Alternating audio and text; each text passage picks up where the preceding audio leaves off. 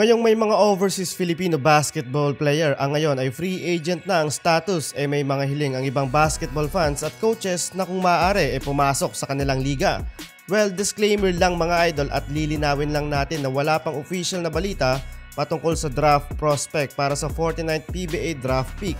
Wishlist lang ito mga idol ng one of the coach ng PBA at meron din tayong idadagdag dyan. Bale sa video na to ay pag-uusapan natin ng mga player na maaaring makapagpabago sa takbo ng liga.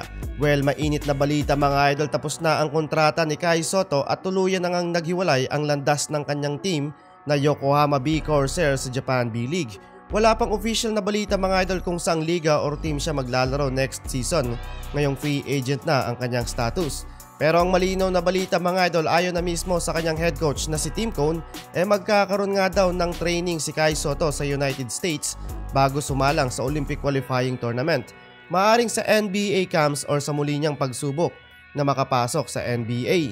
Converge X Fivers nga pala mga idol ang magkakaroon ng number 1 pick ngayong 49 PBA draft.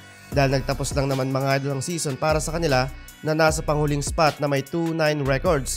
Balak ng Converge na mag-bounce back sa next season ng PBA at bumuo ng Twin Tower. Isasaradar nga nila mga idol ang 27 years old na power forward and center ng Pampanga Lanterns mula sa MPBL na si Justin Baltazar.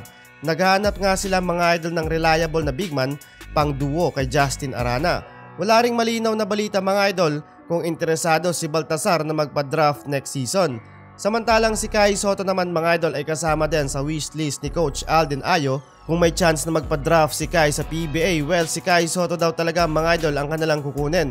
Maganda din mga idol ang naging performance ni Kai sa Japan B-League kung saan nag-average siya mga idol ng 12.8 points and 6.4 rebounds per game. Not bad mga idol, yun nga lang bigo na makapasok ang Yokohama sa playoffs ng B-League.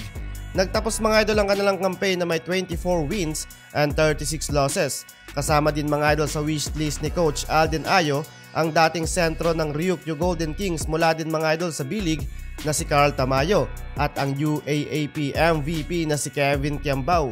Sa part ni Kevin Kiambao mga idol meron pa siyang 1 year na paglalaro sa Lasal. At eto pa nga mga idol, mula naman sa Korean Basketball League ang dating star ng Jungkwanjang Red Booster na si Ren Sabando. Matapos mga idol ang paghiwalay ng JKJ Club, may rumor nga daw mga idol na maglalaro si Ren Sabando sa Japan B-League na may matas na offer kesa sa dati niyang kupunan. Pero what if lang naman mga idol pumasok to sa PBA, panigurado mga idol na magkakaroon ng malaking pagbabago sa liga. At dudumugin na naman to mga idol ng mga Pinoy basketball fans.